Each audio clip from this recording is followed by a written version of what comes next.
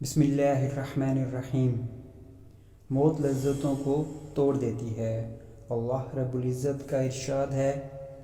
ترجمہ: اے ایمان والو، تمہیں تمہارے مال اور تمہاری اولاد اللہ کے ذکر سے غافل نہ کر دیں، اور جو کوئی ایسا کرے گا سو وہی نقصان اٹھانے والا ہے۔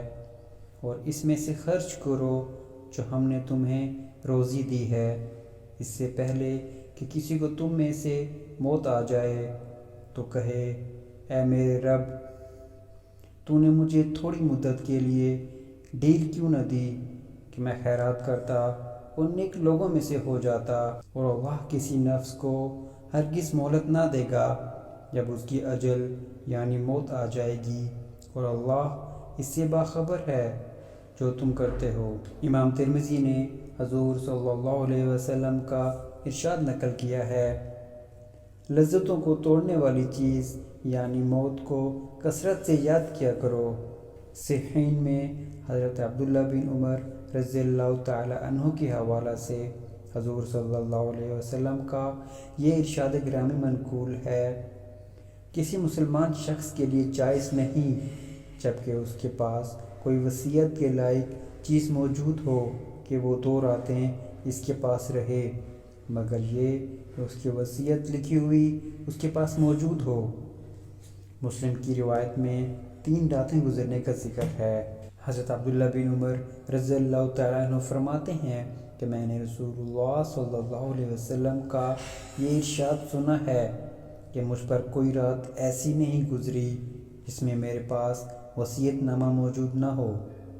امام بخاری رحمہ اللہ علیہ نے روایت کیا ہے کہ حضرت ابن عمر رضی اللہ تعالیٰ عنہ فرماتے ہیں، رسول اللہ صلی اللہ علیہ وسلم نے میرا کندھا پکڑا اور فرمایا، دنیا میں ایسے رہ جیسے کوئی پردیسی یا مسافر ہو، اور اپنے آپ کو مردوں میں شمار کیا کر، یعنی دنیا کی طرف مائل نہ ہو، اسے اپنا وطن نہ بنا، اور اپنے نفس کو زیادہ عرصہ زندہ رہنے اور دنیا پر بھروسہ کرنے کا خیال نہ آنے دے، اور اس چیز سے تعلق نہ پیدا کر جس سے پردیسی پردیس میں تعلق پیدا نہیں کیا کرتے، اور اس چیز میں مشغول نہ ہو جس میں گھر کی طرف جانے والا مسافر مشغول نہیں ہوا کرتا۔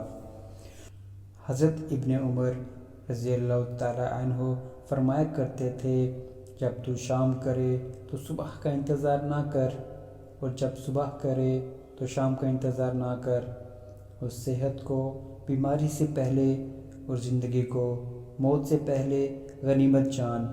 حضور صلی اللہ علیہ وسلم نے فرمایا، 2 چیزیں ایسی ہیں جنہیں ابن آدم برا سمجھتا ہے۔ نمبر 1، وہ موت کو ناپسند کرتا ہے، حالانکہ موت مومن کے لیے فتنہ سے بہتر ہے۔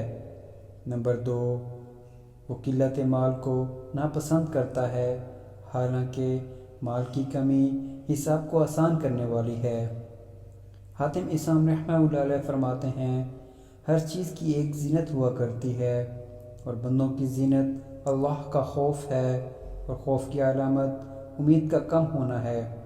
حضرت حسن رضی اللہ تعالیٰ عنہ سے پوچھا گیا، اب اپنا کرتا کیوں نہیں دھوتے؟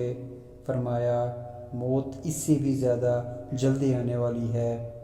یہ بات آپ کے علم میں ہونی چاہیے کہ تمام مکلفین کے لیے موت کو کثرت سے یاد کرنا مسنون قرار دیا گیا ہے، اور انسان کے لیے ضروری ہے کہ وہ گناہوں کو چھوڑ کر اور بارگاہ الہی میں توبہ کر کے موت کی تیاری کرے، اور مریض کے لیے تو زیادہ ضروری ہے کیونکہ اس کا دل نرم اور خوفزدہ ہوتا ہے، جس کی وجہ سے وہ گناہوں سے رکے گا اور اطاعت کی طرف لپکے گا۔